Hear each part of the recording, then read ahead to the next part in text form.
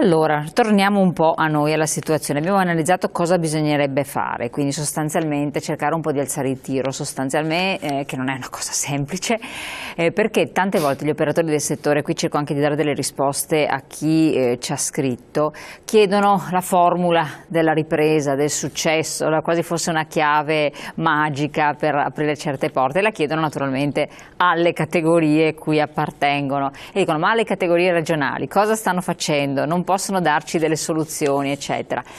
E qui andiamo all'altro capitolo. Bilancio sostanzialmente, come possiamo definirlo? Positivo in questo quadro europeo? Sostanzialmente allora, direi sostanzialmente positivo, perché io sono molto contento per il risultato delle città d'arte. Sono soddisfattissimo della, sia pur parziale, ripresa del termalismo a Abano, che mi fa tirare un sospiro di sollievo. Quindi c'è stato, insomma, al di là di quello che dicono i segni. C'è stato dopo, ripeto, quando avremo le statistiche le avremo, però sto notando una minor tendenza alla disperazione, diciamo, quantomeno da parte dei miei colleghi di Abano, ai quali sono particolarmente legato. Poi la montagna. Altro tema dolentissimo, la montagna è crollata in seguito alla crisi, perché il discrimine è il 2007-2008, dal 2000 nulla è più stata la stessa cosa dopo il 2008. La montagna ha avuto, come le terme del resto, crolli da 10% l'anno per tutti questi anni.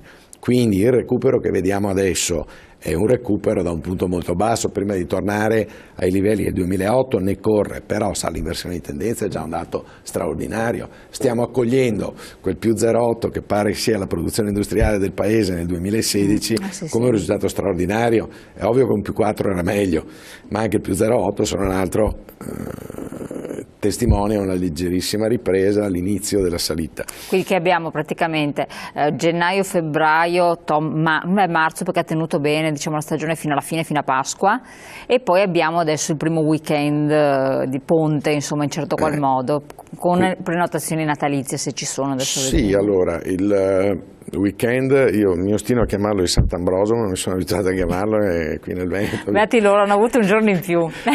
Esatto, allora il weekend scorso è andato estremamente bene a Cortina, il che mi fa piacere, perché Cortina ritorna a essere percepita come una meta, un destino importante. Cortina, è inutile che ci nascondiamo, è il traino di tutto il turismo montano del Veneto, per cui se va bene Cortina io sono contento, perché i cascami poi arrivano piano piano. Ma aveva organizzato anche eventi. Bravissima, e siamo arrivati al punto. Cortina ha organizzato un felicissimo evento, ho parlato col presidente, un carissimo collega, e soddisfattissimi di questo evento, ma le do il dato essenziale è che Cortina quest'anno è riuscita a vendersi con prezzi da media stagione, non a prezzi a sconto come era successo fino all'anno scorso, l'anno prima, 2 o 3 anni prima. Quindi questa ripresa anche dei prezzi è molto importante, porta fieno in cascina agli albergatori, fieno in cascina per poter fare i nuovi investimenti, perché dopo tenete presente che ogni euro che guadagna l'albergatore non è che sparisce, si trasforma in lavoro per le ditte che fanno arredamenti, le ditte che producono macchinari, le ditte che fanno, perché l'albergatore è naturalmente teso a migliorare sempre la qualità dell'immobile che gestisce, insomma. Per il resto, altrettanto, purtroppo non posso dire per il resto del territorio montano, e questo riferito alla provincia di Belluno essenzialmente, ma anche il resto, cioè quello che c'è Asiago, a Vicenza, la Lessinia e a Verona, però adesso abbiamo individuato il motore in Cortina con i mondiali di sci. La regione, devo darle atto, perché quando si deve bastonare si bastona, quando si deve dare atto bisogna dare atto. La regione ha fatto uno sforzo straordinario, anche in concomitanza del fatto che arrivano finalmente fondi europei importanti. Fruibili, accessibili, comprensibili. Dio, i fondi europei non sono mai, per definizione, fruibili, comprensibili e accessibili, però anche lì la Regione si sta attivando per essere di supporto, il nostro Confidi si sta attrezzando per essere di supporto nella presentazione delle domande agli albergatori. Abbiamo chiesto alle pubbliche amministrazioni di attrezzarsi anche loro, perché non possiamo avere i tempi dei comuni veneti, 3, 4, 5, 6, caso mio 7 anni per avere il permesso di costruire e di ristrutturare, e prendere i fondi europei, quindi bisogna che ci diamo una mossa tutti.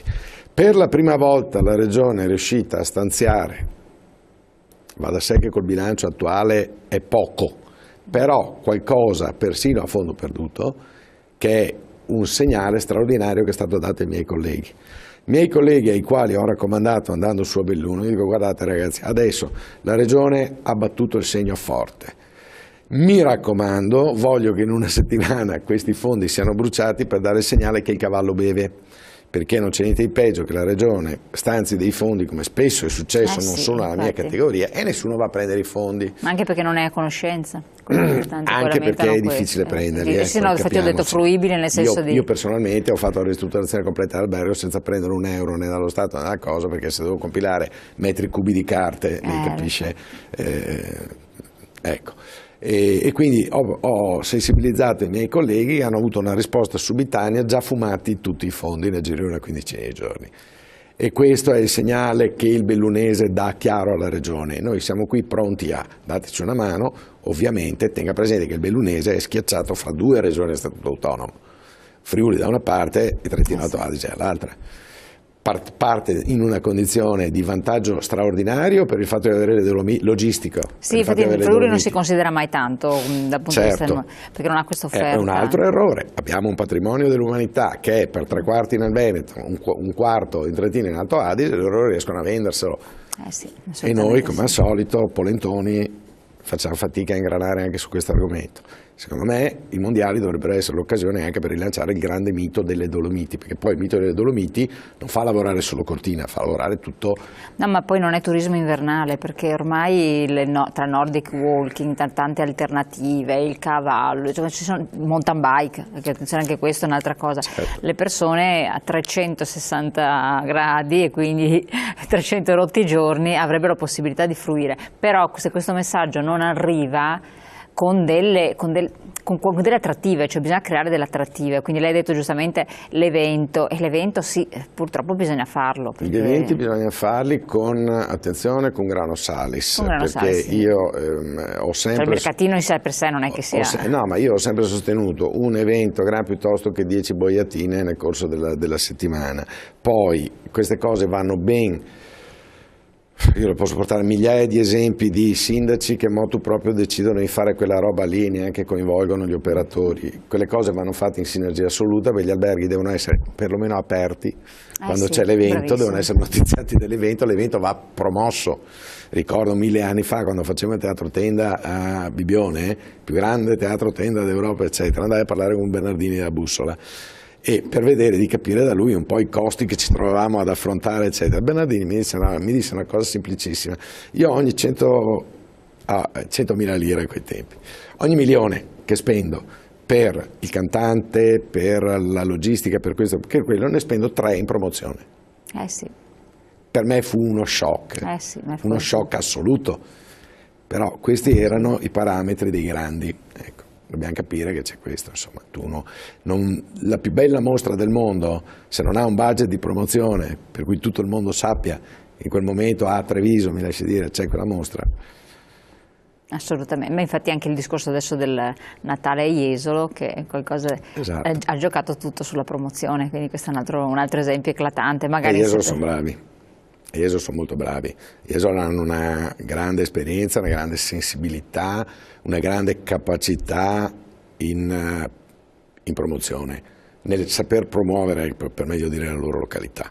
Ecco, questa è una carenza in generale l'Italia, però del nord-est in particolare, rispetto alla Puglia, inutile dire, perché rispetto alle altre località. Calma, perché Trentino Alto Adige... No, è vero, il nord-est intende sempre bene. Noi e i Furlani. Esatto, i Friuli Venezia. Lo considero sempre a parte perché anche regione è stato speciale, certo, marcatamente connotata, però questa è una problematica nostra. Verona si distingue, si esula, quindi già parte lombarda, perché Verona è sempre full, cioè raggiunge livelli più di Venezia. Io sono stata una domeniche fa a Verona, ed era una cosa angosciante da quante presenze c'erano, però era attrattiva, cioè ti svagavi, non entravi in un altro mondo, pur essendo sempre quella, Verona non è che avesse fatto chissà quale manifestazione. Verona ha intanto la 4ª città turistica d'Italia, e lo è a ragion veduta perché... Ma ha giocato sul discorso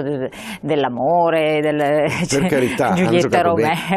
Hanno giocato bene. Ne parlavo ieri a Roma, ne parlavo con un amico e mi chiedeva appunto di Verona e gli diceva: guarda che io credo che ogni 4 turisti che vanno probabilmente dall'Inghilterra vanno a Verona, 3 vanno sotto il balcone di Giulietta e 1 va a vedersi l'Arena, che è un monumento straordinario, oppure va a vedersi il museo. Chi se ne frega, intanto vengono giù. Sì. E Verona è una città che ha sempre fatto, cioè, mi ricordo quando ero piccolo io, Vicenza era una città nella quale si ospitavano, non lo so, negli alberghi di Vicenza arrivava le squadre di calcio perché la Nerossi era in Serie A e poi il resto erano rappresentanti, turisti non ce n'erano, pochissimi. E Verona era già una città turistica, quindi ha anche una storia dietro, c'è una logica. E la storia non è un caso, cioè Verona è una città che da sempre fa turismo. Jesolo perché è più brava degli altri? Mi piacerebbe dire agli amici jesolani che sono più svegli, più bravi, molto probabilmente è perché è la prima, la più antica di tradizione, quella che ha sedimentato meglio tutta una serie di insegnamenti che spiagge nate 50 anni dopo stanno ancora prendendo le misure, diciamo, di queste cose. Però ha tenuto il passo, perché comunque poteva anche arenarsi, a un certo punto invece ha saputo tenere il passo, cosa che magari con dell'offerta, condivisibile, non condivisibile, perché poi a target, ecco, diciamo così, a target, non può piacere a tutti, però ha saputo targetizzarsi e tenere il passo con quelle che sono state le esigenze. Sono bravi. Infatti, sono bravi. Quindi, oltre a questo, cos'altro c'è da dire di questo bilancio di fine anno? Allora, un bicchiere mezzo pieno e un bicchiere mezzo vuoto. Il bicchiere mezzo pieno è la soddisfazione di vedere i numeri crescere. La preoccupazione nasce dal fatto che non crescono abbastanza rispetto ai nostri principali competitor e il terrore è quello, io questa cosa l'ho detta chiara e tonda 2 anni fa. Attenzione che adesso non abbiamo scuse, andiamo di fronte a un periodo che io spero sia breve, perché guardi, chi opera nel turismo ha orrore del terrorismo, ha orrore di queste cose, perché prima o poi cioè il campare sulle disgrazie degli altri non è mai una buona cosa. Durerà 1 anno, 2 anni, 3 anni, 5 anni, non lo so quanto durerà, ma il momento in cui si riaffacceranno queste nazioni nel mondo del turismo, si riaffacceranno con prezzi chiaramente dovranno recupereranno rapidamente, noi rischiamo di trovarci a commentare dei bilanci a -10, -20 per quel che ci riguarda, a meno che non sappiamo cavalcare quest'onda in positivo, con occhio da imprenditori e non da prenditori, per quel che riguarda i miei, e con occhio da statisti e non da politici in cerca del voto domani mattina, per quel che riguarda tutta la categoria che va dal sindaco fino alla presidenza della regione. Qui bisogna fare strategia, qui bisogna trasportare il turismo su ala, oltretutto farebbe respirare non poco anche le nostre strade, anche noi gireremo un pochino meglio, trovare un sistema, pare che adesso lo stiano finalmente mettendo le mani a una razionalizzazione degli accessi a Venezia, porre occhio all'abusivismo, perché e questo è un altro capitolo. Io parto sempre dalla posizione che quello che è bene per la Regione Veneto, per il Paese Italia, è bene per la mia azienda, quindi non ho la tendenza a mettere al centro del sistema la mia azienda o la mia categoria rappresentata. Gli albergatori in Italia vanno bene se l'Italia va bene, quindi anche turisticamente parlando, se il turismo va bene è un qualcosa che riverbera i suoi vantaggi positivi su tutta la popolazione, non banalmente perché ci sono più tasse che pagano gli albergatori al costo, ma perché c'è più occupazione, perché, come ripeto, ogni 100 euro spesi in un albergo, 2,40 vanno spesi nell'indotto, non è poco. L'abusivismo è un tema drammatico. Io stimavo, arrotondando un po' in un altrettanto, ma era una stima fatta così, l'abusivismo, diciamo, nel territorio della Regione Veneto, quindi a 64 milioni di presenze pensavo 100 milioni di presenze effettive. Questo studio sconvolgente, che peraltro è stato presentato al MIBACT, per cui è la certificazione del Ministero. È svolto da chi? No, è un istituto che ha svolto questa indagine, è stata presentata. Allora, questa indagine cosa dice? Che anziché 320 milioni di turisti, l'Italia ospita 1 miliardo. Madonna mia, impressionante. Anch'io ho avuto la stessa cosa. Ma è possibile una cosa del genere? Cioè... Allora lei tenga presente una cosa, sì, è possibile. È possibile, sembra anche a me grande il numero, ma già fosse 2 volte come era quello che più o meno pensavo io, sarebbe grave. Perché? L'assessore, cioè il sindaco del comune che sa che i flussi turistici nella sua località sono nei termini di 10.000, è chiaro, pianifica la costruzione della strada per 10.000. Certo. Quando sono 30.000 lei capisce che il perché... Ma stiamo parlando di numeri che però dovrebbero anche notarsi, perché bene o male non possono sparire, invece noi tutto sommato... Sì. Le città diluiscono molto, le spiagge chi è che li conta? Montagna idem, montagna meno perché ci sono meno case, cioè sono meno affollate cose. Sulle nostre spiagge 100.000 appartamenti ci sono tutti. Ma non è che è un turismo di giornata, magari locale? No, è il turismo quello che adesso, il problema è sempre esistito. O delle seconde case, era contingentato, sì, sono le seconde case. Ma era un problema, diciamo, che in alcune località era più evidente, in altre meno. Mi spiego, per esempio Bibione ci sono 60 circa agenzie immobiliari che sostanzialmente gestivano loro il mercato, per cui l'agenzia immobiliare rende trasparenti i dati. Infatti Bibione vanta i suoi 6 milioni di presenze grazie all'enorme apporto di tutte queste presenze dovute, dichiarate dalle agenzie immobiliari. In altre località la presenza delle agenzie immobiliari è molto meno sensibile. Sì.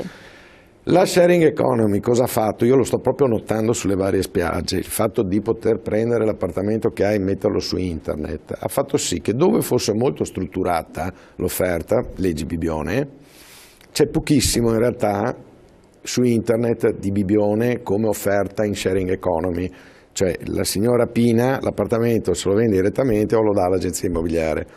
Nelle località che storicamente erano poco strutturate con le agenzie immobiliari, cosa succede? La gente è passata direttamente alla sharing economy, per cui è nero completo. È nero completo. Comporta questo, lei pensi che quando andavano di moda i B&B, i cosiddetti B&B che poi non erano B&B, perché io ho un grande rispetto per il B&B vero. Il B&B vero è la signora Maria, mette a disposizione una camera, prepara una colazione la mattina e finito il discorso. E ci sono dei soggetti che abbiamo verificato come Federalberghi Nazionale che hanno 500 B&B in giro per l'Italia. Sono ancora di gran moda, anzi, cioè, sì, no, il signor Milano Tullio, sì, il signor Tullio ha 500 B&B in giro per l'Italia. Allora lei consideri che la taglia media di un albergo italiano è inferiore alle 30 camere, intorno alle 30 camere, un signore che ha 500 appartamenti fa un po' fatica a raccontarmi che è un sostegno al reddito della famiglia. Ma guardi che i casi di 10, 20, 50, 280 appartamenti sono comunissimi sulla piattaforma Airbnb, nomi e cognomi. No, ma B&B sono specie di hotel tra l'altro ormai, perché sì, c'è la ma reception. Siccome esistono delle leggi ben precise che prevedono che, allora, regola numero 1. Si chiamano B&B però tu entri in una specie di hotel con tanti appartamenti. Ecco, allora, regola numero 1, non prendiamo in giro il cliente, il turista. Cosa peggiore da fare? Se gli racconti che è un B&B, questo si aspetta di arrivare a casa della signora Maria, di conoscere la signora Maria, eccetera. Quando questo prenota un B&B e gli arriva una schedina da ritirare al tabacchino sotto, con la quale apre l'accesso in modo elettronico all'appartamento, va su nell'appartamento, non vede nessuno, non cosa nessuno, quando esce la mattina dopo si disattiva la tesserina, questa non è un'esperienza B&B, questo è l'affitto abusivo di un appartamento. Questo è un mettere a reddito un appartamento, non una stanza, non è sostegno al reddito della famiglia, che per quel che riguarda noi incontra problemi zero. Settimana scorsa ero a una riunione bellissima, un convegno organizzato dall'Associazione dei B&B del Veneto, baciati e abbracciati, voglio dire, marciamo uniti sulla stessa linea, perché questi sono anche i peggiori nemici dei B&B, quelli seri, quelli veri. Certo. Ecco. Adesso con la legge regionale che ha posto dei paletti importanti al B&B cercando di riportarli alla loro vera natura, cosa succede? La grande sorpresa è che adesso i B&B si vanno restringendo, tutti quanti escono dalla formula B&B e affittano gli appartamenti sulla piattaforma Airbnb. Sì. E qui c'è una grandissima polemica a livello nazionale, non è solo il Veneto, No, sicuramente ha delle punte, perché pensare che ci sono 510 B&B solo sull'Ansa dell'Adige a Verona, 1100 complessivamente che si promozionano su internet in tutta la città di Verona, è un numero enorme. Questi signori cosa fanno? Operano completamente in nero. Se hanno del personale lo pagano in nero, perché non essendo in regola, no. Non registrano, altra cosa, non registrano gli ospiti. In questo momento noi a Padova, siamo a Padova, potremo avere, non lo so, ricercate internazionali, questo e quello, ospitati tranquillamente, ma quello che voglio far capire alle persone che ci stanno guardando, sotto al vostro appartamento, e questo è il problema. Sì. Però devi rilasciare i dati di identità quando uno fa la dovrebbe. Allora, secondo me è una cosa interessante, dobbiamo tornarci un attimo meglio, però dopo la pubblicità che incombe, la pubblicità, pochi secondi, poi torniamo a parlare di questo tema.